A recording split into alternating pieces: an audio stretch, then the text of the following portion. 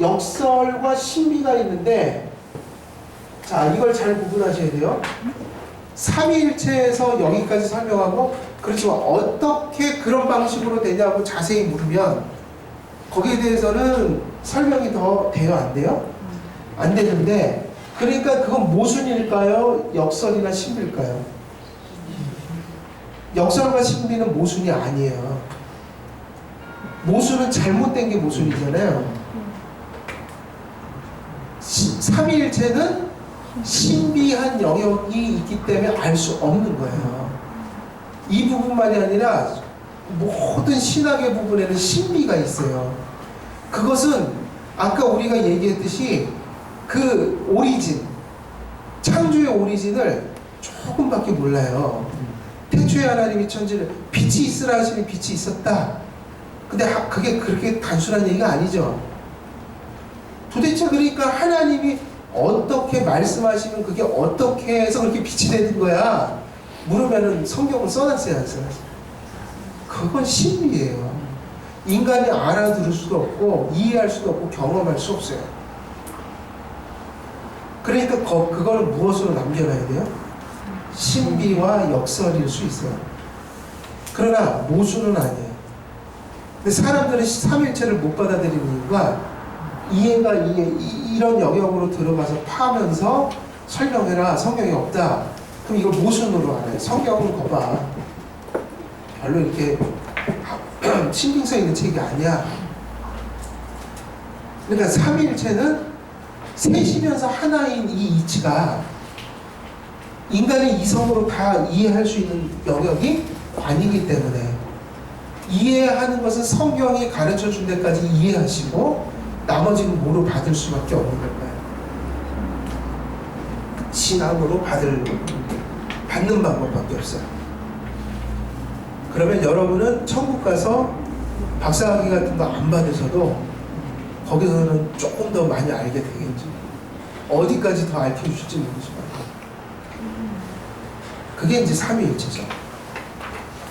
그래서 삼위일체는 거기 33페이지에도 제목만, 이제 제목을 보시면 이제 여기 말씀을 드렸기 때문에 개념을 생각하시면서 뭐라고 그랬죠? 4번에 하나님의 단일성, 곧 일체성 안에 있는 삼위의 구별성이 있다.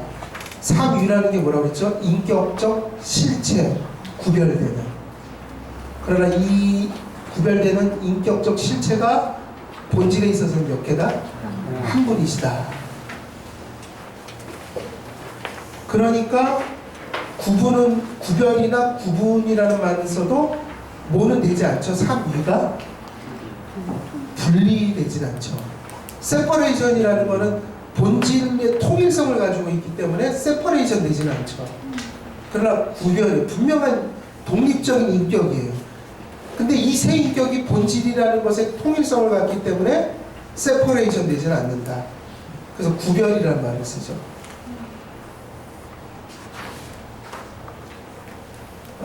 그 다음에 이제 그래서 말씀의 신격이 있고 성부의 신격이 있고 그다음에 성자의 신격이 있다. 그래서 이제 우리는 지금까지 말한 게 어떤 삼위일체일까요? 존재론적 삼위일체, 이런 식의 지금 설명은 존재론적이에요. 그러나 사역적 측면에서 구분하는 삼위일체가 있죠. 그러니까 경세적 삼위일체라고도 하고 경륜적 삼위일체라고도 하고, 그래서 경륜적, 그 다음에 경세적, 이것은 사역에 기준하여 삼위일체를 구분하는 거죠. 그러면 이건 뭐죠?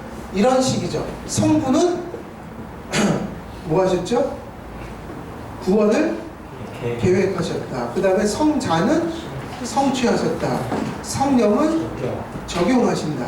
이런 사역적 측면에서 구분하는 것은 경세적, 경륜적 삼일체죠. 그래서 창조에 있어서도 다 구분이 돼요. 창조에 있어서도 구분이 되고. 예, 그래서 이 정도를 우리가 이야기를 하면 이제 삼위일체는 또 정리가 된 겁니다. 예, 거의 구분이 됐어요.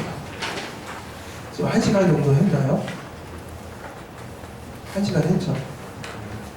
안 했어요? 35분밖에 안 됐어요. 그래도 빨리 끝났네요, 3일째. 자, 그 다음에는 이제 뭐로 가야 될까요? 하나님의 존재를 이제 정리를 했죠. 하나님의 존재를 정리했으니 하나님의 무엇을 또 정리하면 돼요? 하나님의 창조와 섭리. 이건 사역이죠. 저도 이렇게 짧은 시간에 이걸 해보는 게 처음이라서 기록이 갱신될 것 같아요. 기독교 가면 이틀 만에 끝냈다. 근데 아직 멀었네요. 자, 창조와 섭리. 자, 하나님이 창조하셨다. 근데 이 창조만큼 중요한 게 뭐냐면 뭘까요? 섭리죠. 창조하신 것을 내버려둬서 자동적으로 가는 게 아니라 창조하신 것을 섭리하세요. 그러니까는 섭리는 무엇의 연장일까요? 창조의 연장이에요. 그래서 창조를 살펴보면 이교의 신과 구별된 창조자에 대한 참된 지식은 오직 성경을 통합니다. 왜냐하면 이교 신앙에서도 창조를 얘기할까요? 안 할까요? 얘기하죠. 아까도 말씀드렸지만 창조에 대한 가장 분명한 인포메이션은 어디에 있는 거예요? 세상에서 찾을 수 없는 거죠. 어떤 과학이나 어떤 흔적이나 어떤 종교에서도 찾을 수 없다. 오로지 성경에서 찾을 수 있다.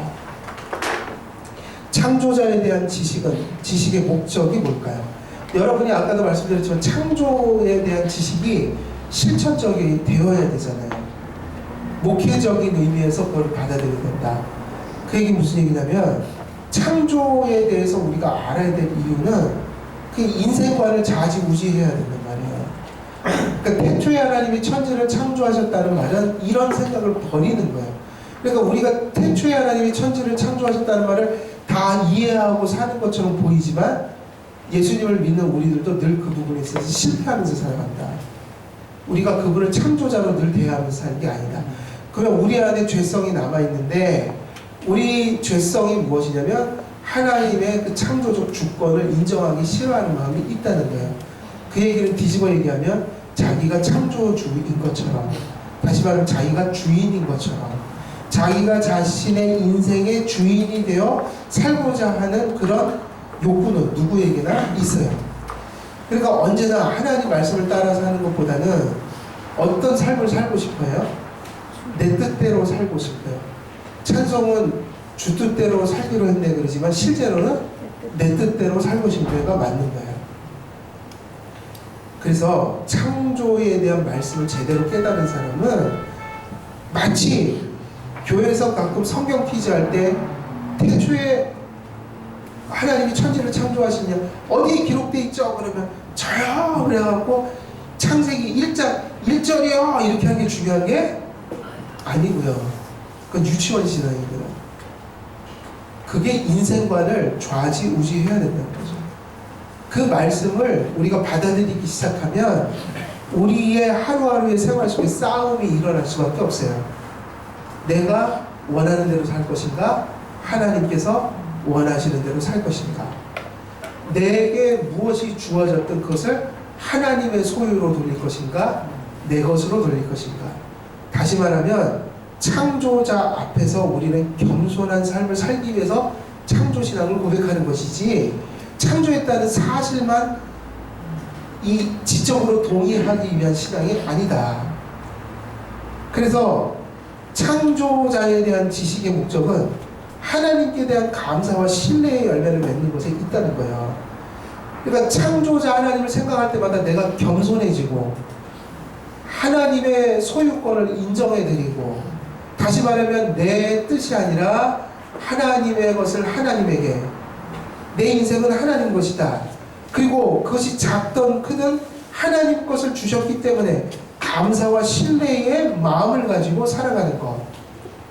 요게 창조주에 대한 신앙을 고백하는 자의 모습인 거죠. 그러니까 그런 의미에서는 창조신앙은 중요하죠. 근데 오늘날은 너무 이쪽에만 가 있는 것 같아요. 창조나 진화냐. 그거는 그 수준은요 좀 벗어나야 되지 않을까요? 아니 창조나 진화냐 그것만 그러면 창조면 뭐 할 거예요? 그렇게 살지도 않으면서. 이해되십니까? 창조의 신앙을 분명히 가져야 되는 이유는 하나님을 창조자로 대하면서 살기 위한 것이에요. 자꾸 우리가 진화론만 이기면 이겼다고 생각하는데 자기를 못 이기면서 무슨 진화론자만 이기면 이기나요? 아니, 저는 그거 아니 꼭 그리고 우리가 뭘 진화론에 그렇게 집착을 해서 어차피 그거 과학적으로는 서로요. 그래서 여러분 그 사실을 알아야 돼요. 창조과학회와 진화론자가 맞붙으면 진짜 전문가들이 맞붙으면 과학 얘기를 안 한대요. 왜 그런지 아세요? 과학으로 해결 안 된다는 거를 서로가 잘 알아요. 그리고 딴 얘기예요. 철학 얘기예요. 철학. 창조에 대한 신앙은요, 하나님께 대한 감사와 신뢰의 열매를 얻는 것이다. 매우 실천적인 거예요. 왜? 하나님의 창조의 특징이 뭐죠? 어디로부터 무엇을 창조했어요? 물로부터 유를 창조하셨죠. 물로부터요. 아무것도 없는 상태에서. 그래서 진화론자들은 딜레마가 있어요. 진화론이라는 것이 아마 학교 선생님이시잖아요. 진화론이 어디로부터 시작하죠? 시작, 기원, 오리진이. 보통 진화를 얘기할 때 그 시작점이 뭐로부터 시작하죠? 원소 같은 작은 입자로부터 시작해요. 네? 어디로부터? 빅뱅. 그것도 빅뱅이라는 것도 뭐가 있어야지 빅뱅이 일어날 거 아니에요. 진화론자들 입장에서 보면 무에서 빅뱅이 일어날 수 있나요? 무에서? 우연. 네? 우연. 우연인데 뭔가가 있는 데서 우연이 일어나서 빅뱅도 일어나는 거지. 아니 에너지가 있다는 얘기 아니에요. 뭔가 운동이 있다는 거는 에너지로부터 시작했던 무엇으로 시작했던 진화론자들은 있어야 돼요. 왜냐면 무에서 유가 생긴다는 건 종교니까. 무에서는 유가 나올 수가 없어요. 그래서 보통 학교에서 시작할 때 뭐 원소 비슷한 가장 작은 입자 있죠. 거기부터 시작해요. 그래서 그것이 어떻게 하다가 소위 말하면 무기 물질이 생기고 무기 물질이 또 계속 하다 보면 이제 소위 말하면 유기물이 생기고 유기물이 계속 또 우연히 이제 세월이 지나다 보면 아미노산이 생기고 아미노산이 또 계속 가다 보면 단백질이 하나가 나와요. 그럼 또 단백질들이 또 막 모여갖고 뭘 만드냐면 그때 유기물이 뭐 나오죠. 생명체를 이루는 그 기본 단위. 그러다가 이제 단세포가 나오고 생물이. 거기서 또 다세포 생물이 나오고. 거기서 이제 인간까지 오는 거예요. 근데 시작이 있어요. 근데 기독교는 그때 가만히 생각해 보세요. 일단은 그러면 요거는 어디로부터 왔지 물으면 결국은 아무것도 없었던 적이 있을 거 아니에요. 그죠? 네. 근데 역으로 생각하면 무에서 유가 생기는 건 있을 수가 없는 일이라서 그래서 진화론자들은 유에서부터 시작을 해요. 그리고 살짝 넘어가요. 근데 무에서 유가 생기는 건 기적이에요. 먼지 하나만 생겨요. 아무것도 없는데 먼지가 하나 생겼다. 그거는 기적이에요. 그러니까 무로부터 창조되었다.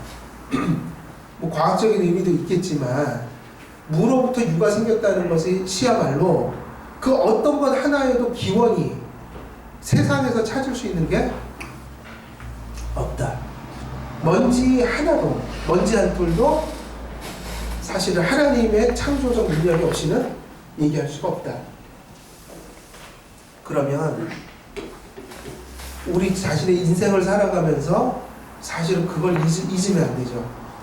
이 거대한 세상 자체가 무로부터 생겼다면 내 인생 자체라는 것도 사실 하나님이 없으면 아무 의미가 없는 거고, 뭘 좋은 것이 있다면 그건 누구에게 감사를 돌려야 돼요?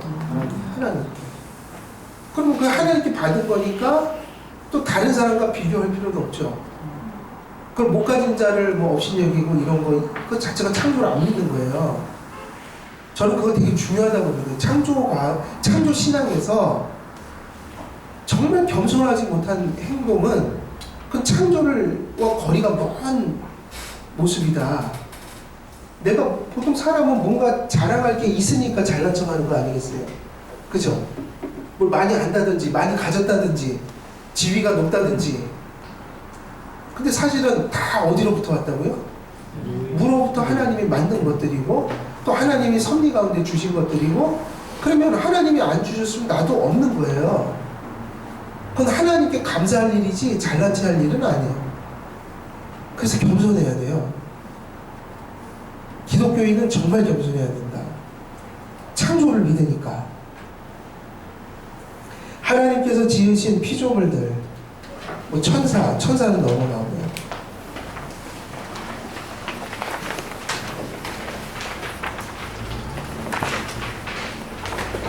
천사론에서 좀 다룰 만한 거는, 천사가 타락해서 누가 된 거죠? 마귀가. 저기 앞에 있는 교회처럼 가르치면 안 돼요. 거기처럼 사람이 9천을 떠난다. 그러면 안 돼요. 자, 그래서 천사, 그 다음에 이제 인간 창조. 인간론이에요. 인간론.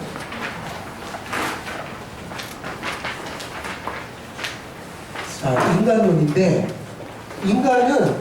인간은 역시 하나님이 만드셨죠. 근데 인간은 어떻게 지음을 받았을까요? 먼저 인간이 어떻게 존재해요? 하나님이 인간을 어떻게 만들었는가? 이 부분 되게 중요해요. 내일도 다 글쎄요, 기독교강을 다 마치고 갈 수 있을지 모르겠어요. 근데 인간론만 우리가 잘 들어도 많은 부분을 좀 중요한 얘기들이 많이 나와요. 인간을 하나님이 어떻게 지으셨죠? 인간은 육체와 뭐의 연합체일까요? 영혼에. 그래서 2분설을 믿는 사람이 있고 3분설을 믿는 사람이 있죠. 2분설은 뭐죠? 육체와 영혼이 있다고 믿고, 개혁주의 대부분. 그리고 3분설.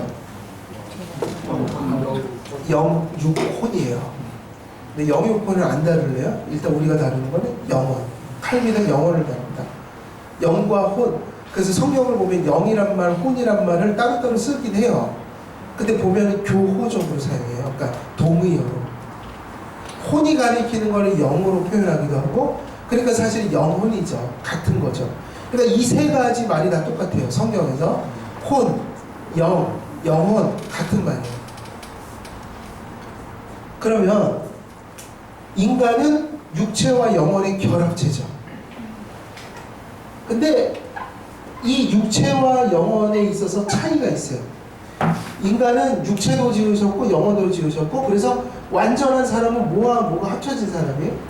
육체와 영혼이에요. 영혼만이 아니라 육체와 영혼이에요. 그러나 강조점에 있어서는 어디에 더 강조점이 있을 것 같아요? 영혼이에요.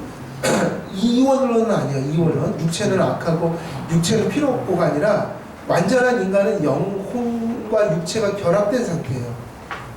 그리고 우리도 최후의 구원받을 때 육체 부활을 하잖아요. 그러나 적어도 육체 부활을 하기 전까지 보면, 적어도 육체는 무엇에 의존해서 존재하냐면 영혼을 의존해서 살아요. 왜 그러냐면, 영혼의 뜻이 무엇일까요? 영과 혼이라는 것은 아까 같은 거라고 했죠?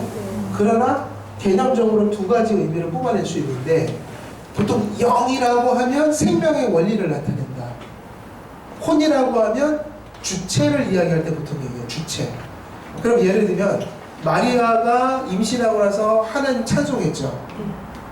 그때 마리아가 하나님을 찬양했다 그럴 때, 이건 마리아의 영혼이 한 일이죠. 물론 소리내고 이런 것은 육체가 한 일이지만, 영혼이 그것을 육체로 하여금 노래하게 만들었겠죠. 근데 마리아가 그러면은 마리아를 뭐로 보는 거죠? 찬양을 드리는 뭐예요? 인격적 주체죠. 하나님 앞에 찬양을 드렸다. 여러분이 지금 강의를 듣는다. 그럼 여러분이 듣는다 할 때 여러분이 하면은 여러분은 주체를 얘기하죠. 인격적, 그 인격을 가졌다 이런 의미잖아요. 그것도 영혼에 관계된 거예요. 그러니까 영혼이 있기 때문에 주체가 될 수 있어요. 자아가 있어요. 그러니까 우리가 영혼이 떠나면 육체는 어떻게 될 것 같아요? 썩죠. 그때가 죽음이에요. 그러니까 영혼은 주체. 그러니까 우리가 진정한 자아는 영혼이에요. 나. 그리고 보통 얘기하는 자아라고 하는 거. 그 자아가 뭐냐? 프로이드의 자아가 아니라 우리는 영혼. 내가 나라는 인격으로 생각하고 뭔가를 의지하고 또 때로는 슬퍼하고 기뻐하고 감사하고 이럴 수 있는 것이 영혼이 있기 때문이란 말이에요. 주체를 표현하는 것이면서 한편으로 같은 영혼을 혼이라고 할 때는 주체를 강조한다고 했죠. 근데 영이라는 말은 굳이 표현하자면 영혼에 있어서 어떤 개념이냐면 영혼이라는 건 또 하나의 의미, 주체라는 의미, 인격적 주체라는 의미와 함께 영혼이라는 말은 무슨 의미를 갖냐면 생명의 원리를 의미한다. 생명의 원리. 이건 누구의 정의냐면 루이스 펄코프가 가르친 거란 말이에요. 루이스 펄코프의 조직신학에 있는 얘기. 그래서 영혼이라는 것은 마리아가 영적 주체가 있기 때문에 찬송을 부를 수 있어요.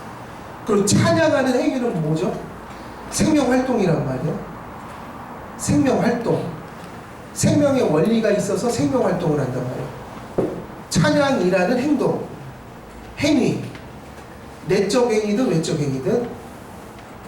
그러니까 생명의 원리라는 측면에서 보게 되면 인간의 육체와 영혼이 결합되어 있다가 영혼과 육체가 분리되는 순간 어떻게 될까? 그때가 육체적 죽음이에요. 여러분은 언젠간 죽을 텐데 그 죽는 때가 언제냐면 영혼이 떠나는 시기. 그 영혼이 떠나는 건 누가 영혼을 거둬들이기 때문에 하나님이 부르시는 거죠. 너 이제 그만 살아라. 근데 여기서 중요한 개념이 있어요.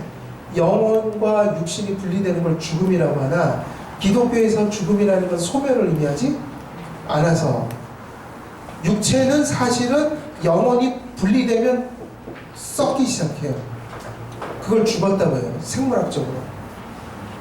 그러면 육체는 무엇에 생명의 원리를 두고 있는 거예요? 영혼에. 그러니까 사실은 육체는 영혼을 의존하죠. 영혼은 그러나 죽지 않고 썩지 않아요. 육체는 썩어도 영혼은 절대로 썩지 않고 불멸해요. 하나님 그렇게 만드셨어요. 그래서 사람이 죽으면 죽는 순간에 영육이 분리되는 순간에 예수를 안 믿는 영혼은 어디 가요? 지옥에 가고 예수를 믿는 영혼은 천국에 가요. 우리는 중간 상태를 믿지 않아요. 곧장 가는 거예요. 마지막 때 뭐를 덧입죠? 육체를 덧입고 또다시 어디로 들어가야 돼요? 지옥에 갈 사람은 또 지옥에서 영적인 고통만이 아니라 무슨 고통을? 육적 고통도 같이 당하는. 나사로의 얘기에 나오는 부자는 물 한 방울만 떨어뜨려 달라고 그랬죠. 그게 비유이든 실제이든 천국의 실체를 전하는 건 맞을 거예요. 지옥에는 무슨 고통이 있는 거예요? 육체적 고통도 있다. 근데 그 육체적 고통은 재림 이후에 부활체를 입고 들어가서 겪을 것이고 그 이전까지는 영적 고통을 당하겠죠. 지옥에서. 그리고 우리는요. 죽으면 곧장 천국에 가서 우리의 영혼은 영화돼요. 부활체를 입기 전까지는. 그리고 그 전에도 영혼은 영화가 되고 그리고 부활체를 입고 나서 완전히 영화되죠. 이제 육체까지 가지고 천국의 기쁨을 누릴 수 있어요. 부활 전에도 우리는 엄청난 기쁨을 누릴 수 있어요. 왜? 영혼이 영화되는 걸 경험하게 될 거예요. 죽는 순간. 그래서 인간은 영혼과 육체의 결합체이다. 근데 영혼은 생명의 원리이기 때문에 그래서 예수님이 돌아가실 때 뭐라고 그러면서 돌아가셨죠? 내 영혼을 하나님 받아주옵소서. 그리고 성경에 뭐라고 기록되어 있죠? 예수님이 죽는 순간이 어떠죠? 예수의 영혼이 떠나시다. 떠나시다. 그때가 예수님 생명, 의학적 생명이 끊어진 순간이에요. 그래서 우리는 낙태를 참 인간이 몇 개월까지는 낙태가 가능하고 몇 개월까지는 뭐 안 된다. 이거는 인간이 정하기가 쉽지 않아요. 사람이 이렇게 수정이 돼서 생명 활동을 시작하잖아요. 그러면 이게 사람이 되는 어떤 순간이 있을 거 아니에요? 그러니까 육체는 하나님이 그 일반 생육적인 원리를 통해서 이거를 만들지만 영혼은 우리는 개혁주의 대부분은 영혼 창조설을 믿거든요. 개인에게 영혼을 하나님이 창조하시는 거예요. 영혼은. 그럼 영과 육이 결합하는 순간이 있을 거 아니에요. 우리가 분리되는 순간이 있듯이. 그리고 언제부터 얘는 생명활동을 시작했냐 우리는 알 수가 없어요. 도무지. 그걸 우리가 정할 수 있어요? 언제 영육이 딱 결합해갖고 그때부터 생명체라고 얘기할 수 있거든요. 그리고 또 뭐 저런 거 있잖아요. 안락사도. 어디까지가 이게 영혼이 떠난 것일까? 사실은 생명활동을 하고 있으면 아직 영혼이 떠나지 않은 거예요. 그래서 참 이거는 현실과 교리상에 엄청난 이 긴장 그리고 이 어려움이 있는 거예요. 근데 중요한 건 그거예요. 영혼이 떠나는 순간에 죽는 거예요. 그러니까 인간은 어떻게 구성되냐 그러면 육체와 영혼이 결합되어 존재한다. 그래서 영혼과 육체의 결합체, 연합체 그런 얘기가 나와 있고, 그리고 하나님의 형상을 따라 만들었다고 그랬죠.